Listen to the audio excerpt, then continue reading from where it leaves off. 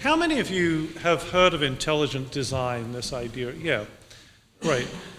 What I want to get at here is how can this be useful for us in discussions, and what pitfalls or and so on might we encounter when we talk about these things? When I see something that has been designed by an intelligent being, I can tell the difference between that and something that hasn't. Now, that doesn't mean that I'm going to be 100% right all the time. I might mistake something like, let's say, crystals as being a product of an intelligent cause, and I might mistake something like blue poles as being as not being the product of an intelligent cause. But most of the time we can tell the difference. I mean, you're sitting on those chairs, you don't think that they just came about by natural laws and chance. The tables, the cups, the glasses that you're wearing, the clothes that you've got on,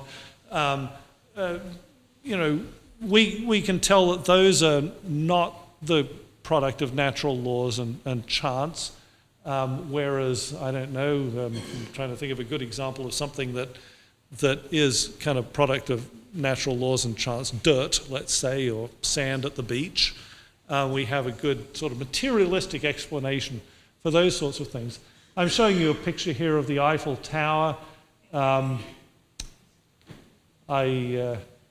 took my wife to Paris a few years ago, and I remember coming out of the metro.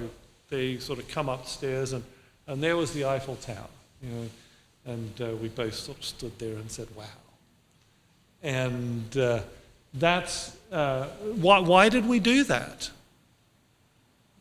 We did that because we recognized that it was a product of some intelligent cause.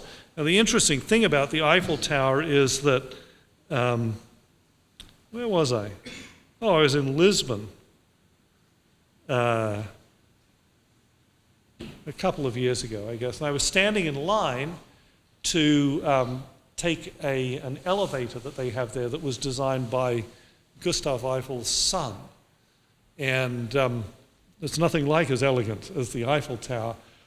But the guy behind me in line was saying, the Eiffel Tower wasn't really designed by Eiffel. He stole that design from, I think, a Romanian. The guy was Romanian behind me. And the funny thing is, I'd also heard somebody else saying, the Eiffel Tower was actually designed by a Belgian, and Eiffel stole it from him. I don't know where all these things come from. The point is, it's such a brilliant thing. Everybody wants to own it. It's just fabulous. We would not be pleased if somebody wanted to say, well, the Sydney Opera House. I'm trying to think of something good here in Melbourne. Nothing's jumping to mind. I know that's bad. Yeah, well, the MCG. All right then. Yes. Yeah. The last time I was at the MCG, it was during the sort of Chappell era. Greg Chappell and Ian Chappell and Rodney Marsh, and yes, it was fabulous.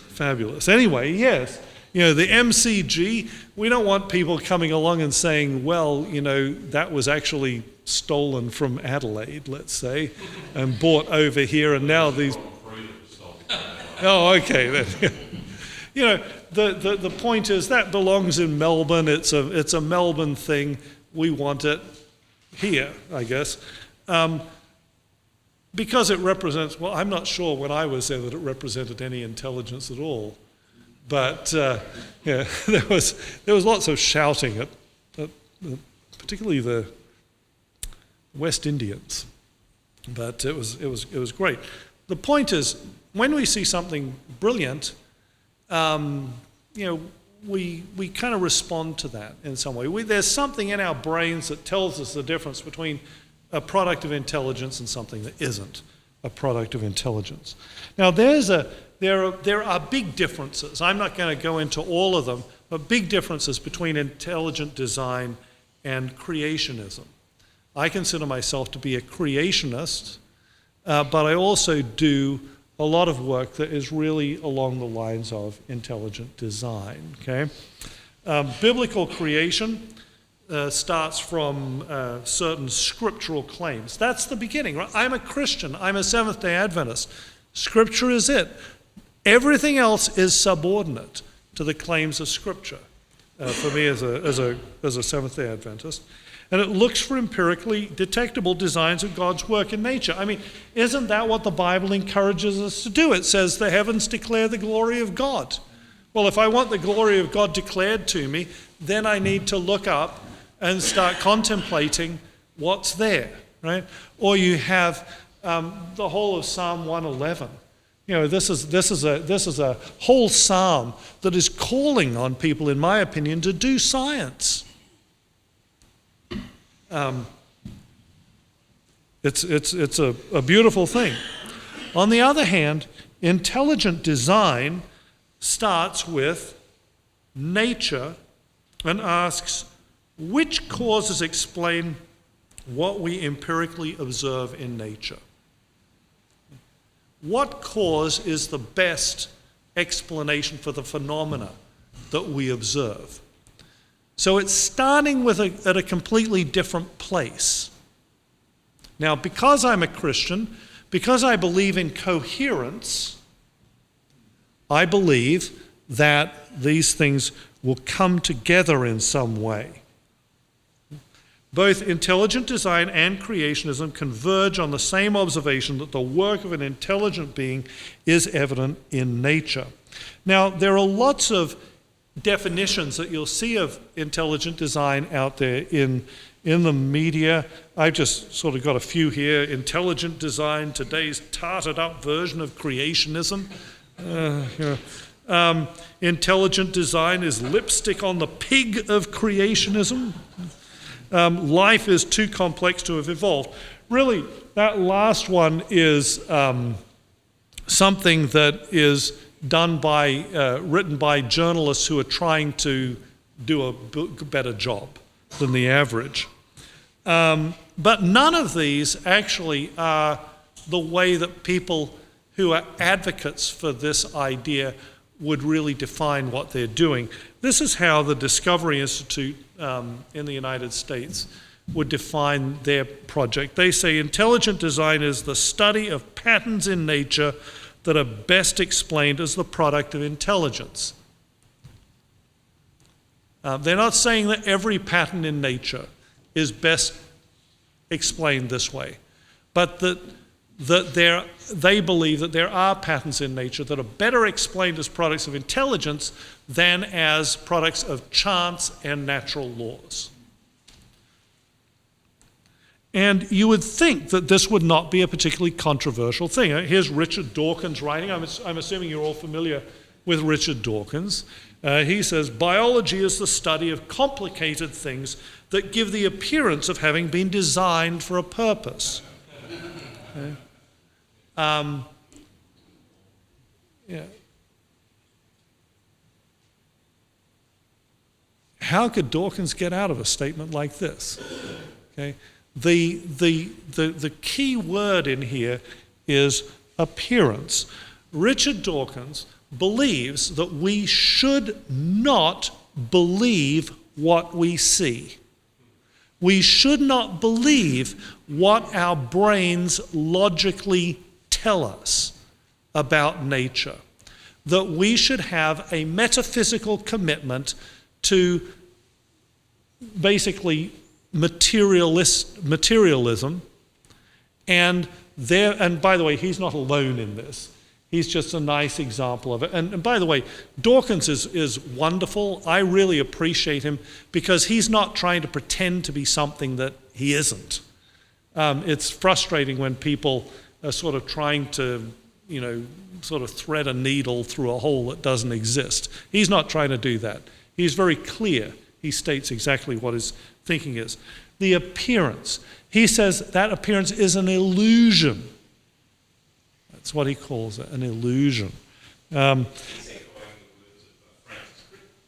Yeah, well, Francis Crick, you're good. See here, I've got a Francis Crick. There we go. This is Francis Crick right here. You know, Crick, by the way, I actually met him once or twice before he died. He's a very, very nice man. Okay, I want to be careful when I'm not putting up these quotes to sort of make fun of these people. Crick was actually kind to me at one point in my life. Just because he was a committed atheist doesn't mean he was a nasty piece of work. Okay, at least from my perspective, he was a brilliant genius, and he was also a real gentleman. He's a nice person. But he wrote this. He said, biologists must constantly keep in mind that what they see was not designed, but rather evolved. Why would he say that? Why? Because our brains naturally tell us that certain things were designed. Okay? And we see things like that in nature itself. What you're seeing here is the key to your ministry when you are talking about these things. When you are calling on people to worship the Creator of heaven and earth, okay, the key to the Darwinian or materialistic alternative is understanding that it is not science. It is metaphysics. It is religion. Okay? That is something that you know about even if you're not a scientist. You don't have to pretend to be a scientist. It's nice if you know something about science. But understanding that this is a metaphysical project that is going on. This is Michael Roos writing. Do you know who Michael Roos is? Very interesting guy. He's an English philosopher of science, highly entertaining to be around. I remember being at a thing with him, and he ripped his shirt off, and he had a T-shirt on underneath that had a big picture of Darwin. And he's very funny. He was strutting up and down and saying, "I am Darwin, man." A great guy. And so he said, evolution is promoted by its practitioners as more than mere science. Evolution is promulgated as an ideology, a secular religion, a full-fledged alternative to Christianity with meaning and morality.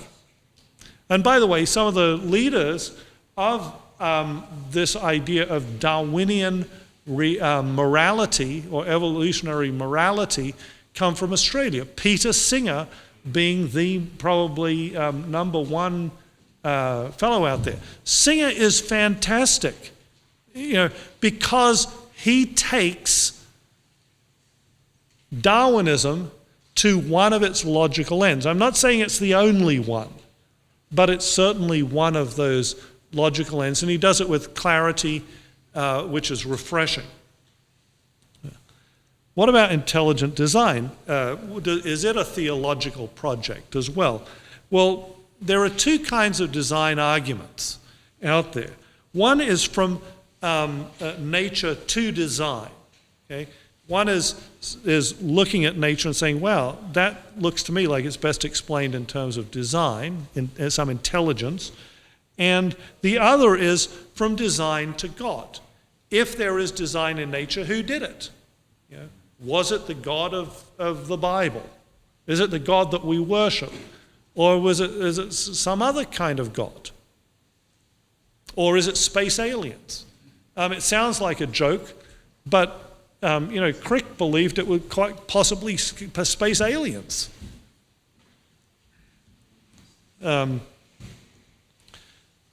Darwin opposed arguing from nature to design. His argument is there at that spot. That's not necessarily a theological argument, although don't forget, Charles Darwin's training was the training you got. Okay? He was trained to be an Anglican priest. Okay? He dropped out of medical school in Edinburgh and went down and did the degree to prepare himself to be a priest at Cambridge. Like at least one form of Darwinism, intelligent design deals only with the question of nature and design, not design and God. So it's really not a theological project, although pulling some metaphysics into these things is all, you can't avoid metaphysics. Intelligent design is not rooted in a specific view of God. So a couple of years ago, I went in to see a doctor, and we just started talking about things because he was a Taoist, and he was the one who came out with, I believe, looking at the human body, that it's designed. I don't believe that it's, a product of just chance and natural laws. That was kind of an interesting thing. There are Hindus who believe in, who are advocates for intelligent design. There are secular Jews who really don't have a religion, but they're for it. Okay, so it's a wide range of backgrounds of people that come into it. So when it comes to intelligent design, there are really two kinds of evidence that are commonly recognized as products of intelligence, of intelligent causes, tools or machines. So, you can consider the chairs you're sitting on as being sitting tools, and your computers, they're machines, obviously, and stuff like that. And then there is information. So when you look at something like, I don't know, I'm trying to think of a good Melbourne newspaper to use, but we'll use the Sydney Morning Herald as an example. When you look at the Sydney Morning Herald, you might think that the person who wrote those sentences was a complete moron, but that doesn't mean that the sentences themselves are not actually a product of intelligence. When you see information of any kind, that's why, the search for extraterrestrial intelligence, what's it looking for? It's looking for some kind of coded information out there. Now, admittedly, very recently, because they haven't found any coded information coming in though, by the way, they did actually prove that their algorithms work recently. Did you hear about that? They thought that they'd gotten some encoded information from outer space. It turned out to be a Russian satellite that no one had told them about, that it was coming from. But they successfully detected intelligence, a product of intelligence coming from space, which is pretty impressive. So information, we consider that to be a pretty good indicator. So when we look at living things, do we see tools or machines, and do we see information? Well, the bottom line is we see it in spades. I'm going to use an example here that it's altogether possible that I've used it before. I remember using it once here in Australia, and somebody got all kinds of in a knot with me about it because they felt that it was a disingenuous example. But their argument really didn't make any sense to me, so I'll continue to use it. Endothelin 1. This is the most powerful known vasoconstrictor. So it's a naturally occurring protein. It's a tiny one. I chose it because of its tininess and therefore its simplicity. And it controls things like blood pressure. This is a three-dimensional reconstruction of it. Basically, the way it works is like this. You have, in your blood vessels, you have muscle cells arranged around the outside of the blood vessel, smooth muscle.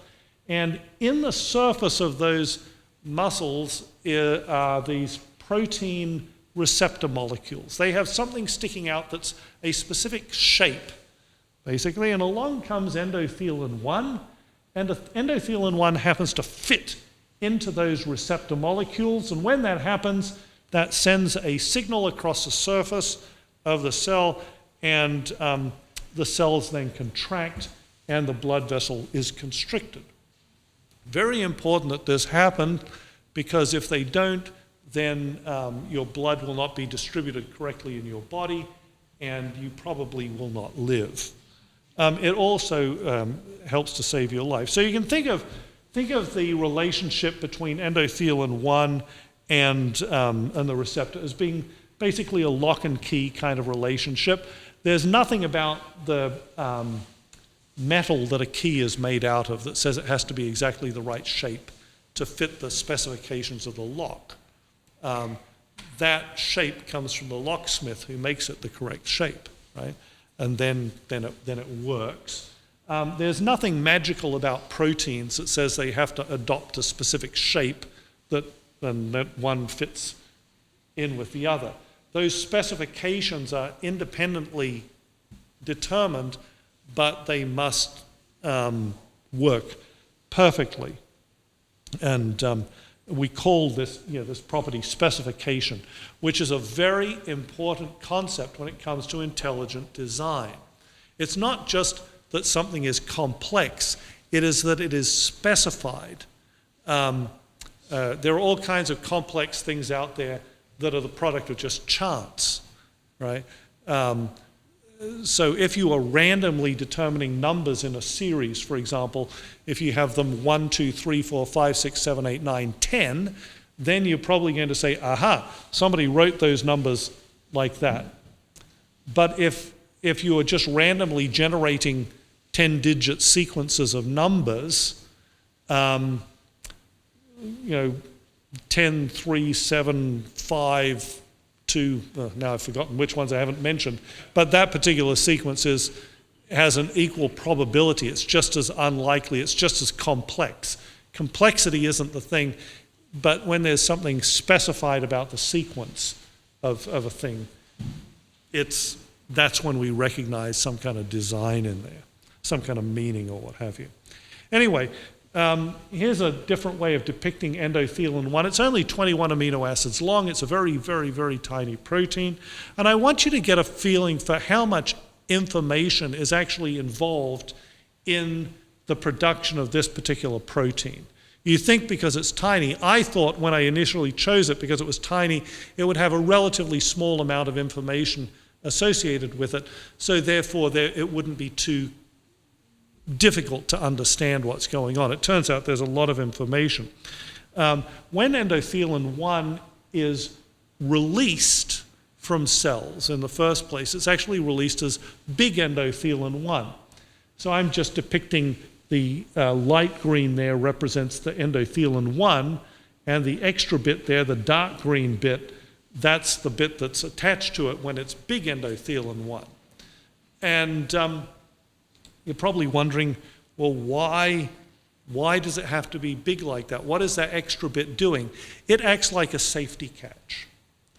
If you just were releasing endothelin 1 into your body, it's like releasing a loaded gun inside yourself, and it will actually kill you because your blood vessels will just start randomly constricting, and that won't work out well for you.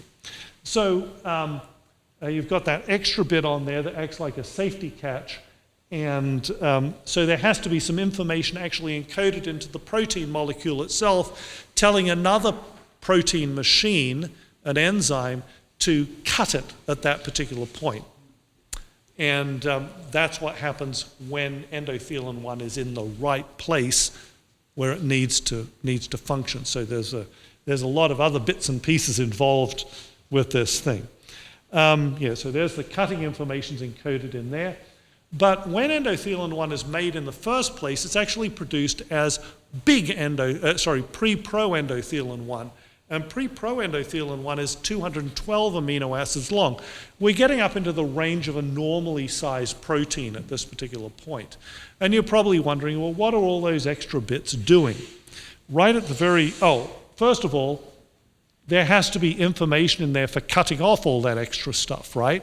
Something has to do that. It has to know where it's going to do the cutting. So that's all encoded into the protein in there. So there's all this cutting information. But in addition to that, we can talk a little bit about what some of this stuff is doing. endothelin 1 has to be made in the right place inside cells. So there's a signal at the beginning of the protein, and when it starts to be made, it's signaling, hey, this complex that is making this protein needs to be transported to the right place inside the cell so that it will be useful. And the blue bits there, those actually function in signaling what to do with this protein. You can think of it as being like an address or a zip code or mailing instructions. The messenger RNA that codes for this protein is kind of interesting. It's got to have some extra bits and pieces of information on it. And my favorite bit is actually on here. It's not this bit. It has to tell the ribosome, which is the protein-making factory, where to attach to the messenger RNA. That's at one end. But at the other end, there is the really cool bit, the destabilization signals. Those of you who spent your childhood watching television probably remember a show called Get Smart. Yes. And what happens when Maxwell Smart gets his instructions on a tape recorder from Control? That's right. Every message ends with, this message will self-destruct in 5 seconds, right? And Maxwell Smart is always... What? Oh, Mission Impossible does it too, but Get Smart was a spoof on Mission Impossible, basically, yeah. Mission Impossible, it's the same thing. Why is that? Why did the message need to self-destruct? Well, because, yeah, it's security. You don't want the information falling into the wrong hands, right? You don't want chaos to know about the message from Control. Yeah. This information for making endothelin 1 is dangerous information. You don't want the body just randomly making endothelin 1. It will kill you. Okay? It's necessary for you to be alive, but in the wrong place at the wrong time, it will kill you. Right? So what this basically says is read this RNA once and destroy it. That's what those destabilizations. There's a lot of information in there. It turns out that we won't worry about the polyadenylation sequence. It turns out that the RNA itself is made as pre-messenger RNA. And we won't go into all the reasons for all the extra bits and pieces that are in there, but it turns out that there is an actual reason for those things. It used to be thought of as junk. It's not. That's a dead concept now. But obviously, at a minimum, there have to be signals for where to delete these extra bits that have to be recognized by other, basically, information processing machinery that's there inside your cells. And finally, we get back to the gene for endothelin 1 itself. It is about 8,000 nucleotide bases long. So we started out with this tiny 21 amino acid long protein, and we've got 8,000 bases there. And there's a lot of additional information that's coded in here. I've just sort of highlighted them by showing them as science. This is an important one. When you have this sequence GCT, GGGA, these are acute phase reactant regulatory elements. Basically, what they say is make this stuff if there is some kind of acute trauma that occurs in your body. So I'm alive today because of this, because I've been injured a few times, and I didn't bleed to death. You'll probably remember from school that the clotting system in your blood is the important thing. But it's not just the clotting. You also want, when you've had extreme trauma, you need those blood vessels to clamp down so you don't lose all your blood before a clot can form. In fact, one of the horrible things that when my father was trying to convince me to be a physician, and we lived in Thailand and there was a lot of violence, and he would call me into the emergency room to see people who'd experienced terrible trauma. There's a surprisingly small amount of blood sometimes. Even people who'd done things like tread on a landmine and gotten the bottom of their leg blown off. bleed a little bit less than you would think because the blood vessels clamp down and they stay clamped down for a long time. It doesn't mean they can't bleed to death. It's still a good idea to put a tourniquet on, but the body is trying to, save them. And let's see, some other things, cat box and tartar box, that has to do with where to start making a copy of the DNA, an RNA copy of the DNA, and how many and things like that. TPA Jun and NF1, these have to do, I can guarantee you that all of you are alive today because of this. When a tumor starts developing in your body, first thing it needs is a blood supply, right, to grow. And most of the time, endothelin-1 will be released and cause those blood vessels to clamp off and strangle a developing tumor. That's why you haven't died of cancer yet. Okay? For cancers to develop, you need multiple things to go wrong. But there are lots of safety mechanisms. You've had cancer and you haven't realized it because of this particular thing. In any case, yeah, the endothelin-1 is information rich. Okay? When we see information, what do we say? Hey, intelligent design. Information is not a product of any known physical or other natural law. Information is known to be a product of intelligence. So an intelligent design person would say, hey, this is best explained in terms of an intelligent cause. And endothelin-1 is part of a machine-like system involving multiple complex interacting or highly specified parts. When we see machines, we naturally infer an intelligent cause. So then an intelligent design person would say, aha, the best explanation in this particular case is an intelligent cause, not just laws and chance. So, machines are known to be a product of intelligence. Here's another machine here. I mean, these are ATP synthases. And, you take away a part of one of those things and they're not going to work. At the top there, you have basically something like a turbine. And at the bottom, you have something like a generator. And if you take out that drive shaft protein in the middle, you're not going to make the adenosine triphosphate energy that we're going to all be getting from that pizza, which I see being delivered right now. So what are the issues when it comes to intelligent design? You think, oh, well, this is all good. It shows that organisms are designed. Well, it does, but really it raises issues about the goodness of God. God's competence as a designer, when designs fails, and then secondly, God's character when designs appear to be evil, designed for an evil purpose, and some things really do look like that. They're designed to maim and kill and things. And observation of this particular problem is not new. You have people like Lucretius writing before the time of Christ that the nature of the universe confirms it cannot have been created for us by divine power. It has so many faults. And more recently, obviously, other people like Stephen Jay Gould here, imperfection carries the day for evolution, these sorts of things. So these arguments come up when people start invoking design in nature very, very fast. And they're ancient, they're not new. The existence of evil is not, at least logically, an argument against design or a designer. It's an argument against the goodness of God. So, if you're discussing these things with people, immediately point out that they're being illogical if they're saying, therefore God doesn't exist.